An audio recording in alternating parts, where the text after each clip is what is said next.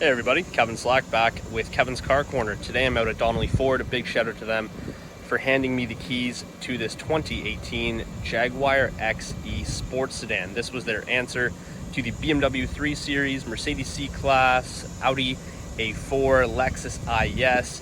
This one in particular is the 30T trim Prestige with all-wheel drive. It's got an amazing 2-liter turbocharged 4-cylinder with an 8-speed automatic transmission, and it makes amazing numbers, 295 horsepower and around that same figure in torque as well. Super smooth. It's just a really nice sports sedan. In terms of the design, it follows the same language as the XF as well as the XJ, just a bit shorter wheelbase, but it still has that Jaguar front end. I think this definitely stands out on the road more compared to its competitors.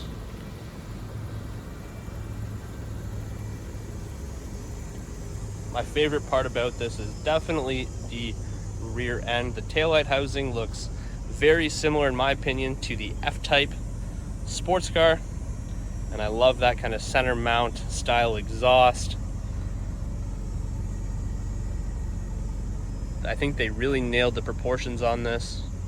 And if I'm not mistaken, I believe they had a special edition with their supercharged V8. I wish they kept that around because that would be one hell of a car.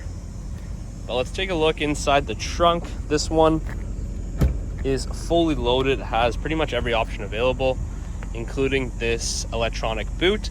The trunk space is okay in this. I think its competitors, some of them have bigger trunks. You can fold down the rear seats as well. And I know they just detailed this. It's all ready to go for sale. Everything is shampooed. The carpets are all clean. Winter mats are here. Because we live in Canada, we definitely need those rubber winter mats. And having the all-wheel drive definitely helps in our winters.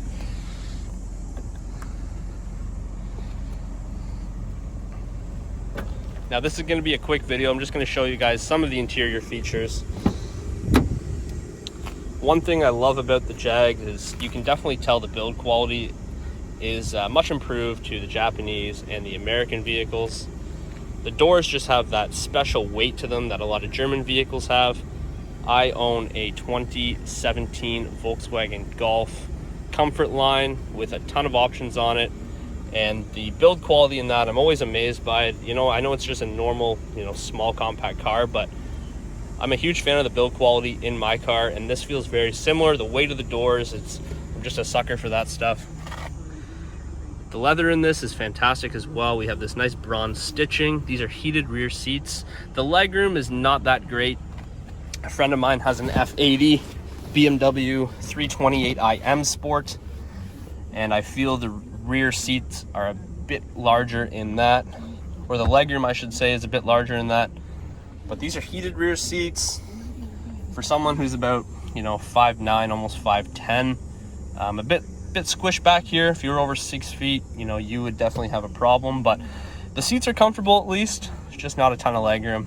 For long trips, you might be a bit squished. Get a look at the cockpit, and then let's get behind the wheel. All right, out of the back seats, let's head into the driver's seat. We get keyless entry on all 4 doors. But before I sit down, let's take a look at this door panel. Meridian sound system, all your window switches, mirror controls are right there, and then we have 3 memory settings for the seats as well as your locks. My only complaint about this is I wish they actually flipped these. When I was driving, I was always reaching for the memory settings for the seats when I just wanted to roll down the window. Kind of an ergonomic fail on Jaguar's part, in my personal opinion. The seats though are really nice. They're not too heavily bolstered. My buddy's 328 Sport feels like it has more bolstering on the seats than this, but nonetheless, they're very comfortable. They feel pretty good. Leather steering wheel's nice. Always good to look down and you see that nice Jaguar pouncing. We have some wheel-mounted paddles to control that 8-speed automatic. One thing to say about the automatic, it is so smooth. Very, very smooth transmission. I had really no problems with it in dynamic mode. Shifts are quick, and even just in normal driving, I had no problems at all. It's not lurchy at low speeds, anything like that. great transmission. I believe it's the ZF 8-speed. And then the gauge cluster, really clean, easy to read as well. We can control this vehicle information screen with this left-sided arrow right here. You can see all your vehicle settings, your display settings, trip information, fuel economy, all of that kind of normal stuff. We also have voice activation and then a Bluetooth option there. Heated steering wheel right there, and then all of your cruise control settings there. Turn signal stalks are pretty much shared across all the Jaguar and Land Rover lineups. And then moving on to the infotainment system. Now normally this gets, pull up the other window here and maybe close the sunroof just so it looks a bit better on my phone so there's no glare. Anyways, the infotainment in this, I was actually pleasantly surprised. I thought it was going to be a lot worse than I thought. I've driven a few of the older Range Rovers, 2016, 2017 Range Rovers, and I really wasn't a big fan of it, but this one I actually like a lot more. The resolution's good, the touch sensitivity is good. There's no Apple CarPlay or Android Auto in this, I don't think. I couldn't get it to work. Maybe if there is one, let me know in the comments below. I've been wrong before, I'll be wrong again, but nevertheless, it still worked well. We have built-in navigation, but I love these quick access buttons here. You don't really need to use the touchscreen all the time. It might not be the most luxurious experience if you're always touching buttons and stuff like that, but you know what? It works. Load times are good. I love the home button. Climate controls, you can use this screen for the air distribution and stuff like that, but we also have the full climate controls below the infotainment screen as well. Dual zone climate, all of the buttons feel nice.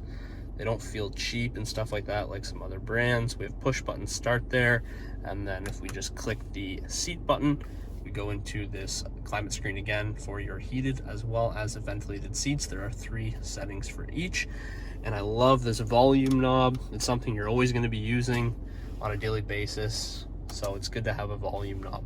Something small like that, but it does make the experience just a bit easier to use.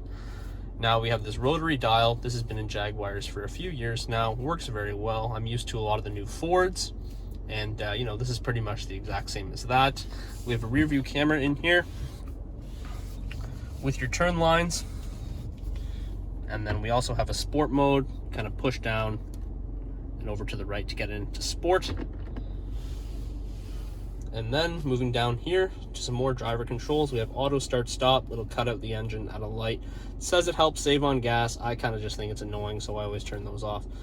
And then we have your dynamic kind of ride select here. So we have normal, and then we have dynamic with the checkered flag, eco mode, and then a wet snow setting.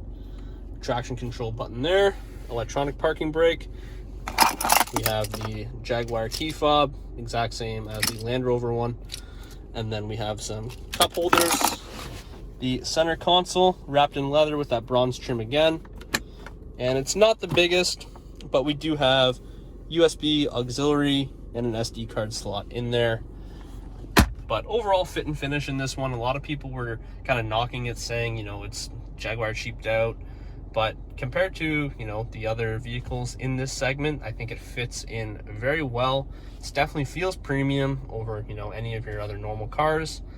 And overall, it was a really nice experience.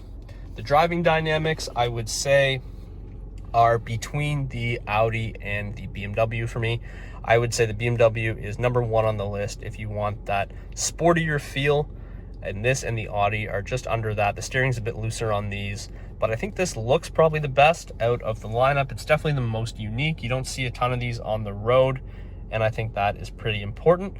This one also only has 28,000 kilometers on it, so miles, that's probably just around 20,000 miles, and hasn't been driven a lot, but that's pretty much it.